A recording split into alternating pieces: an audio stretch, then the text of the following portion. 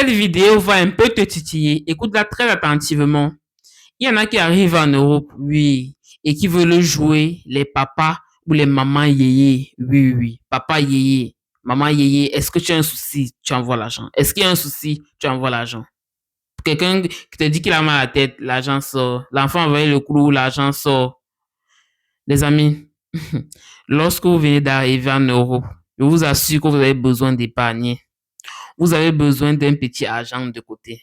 Je vous assure. Parce que lorsque vous venez d'arriver, il faut savoir qu'il y a une tempête là qui va passer. La tempête passe sur tout le monde. Ne vous méprenez pas.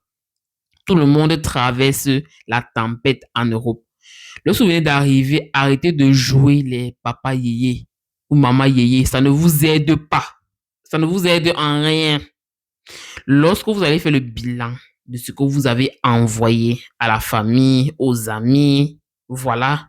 Lorsque vous allez faire le bilan de tout, allez sur TapTapSend ou SendWave, peu importe où vous envoyez l'argent. Lorsque vous allez faire le bilan, vous allez voir que le bilan est lourd.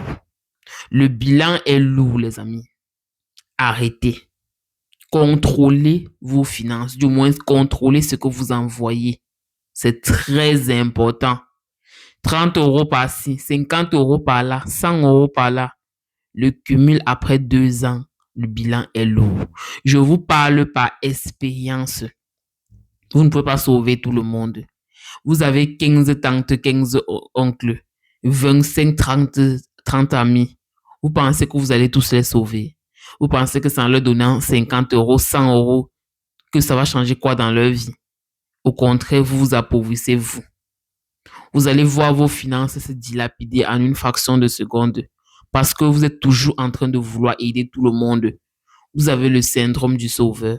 Vous ne pouvez pas sauver tout le monde.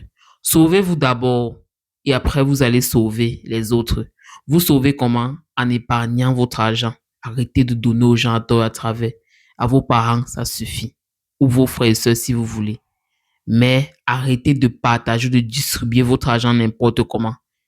Épargnez, mettez dans des projets. Lorsque vos projets vont aboutir, vous pouvez aider maintenant. Je vous invite à lire La chèvre de ma mère de Ricardo Kanyama. Vous allez comprendre beaucoup de choses dans ce livre. C'est très important.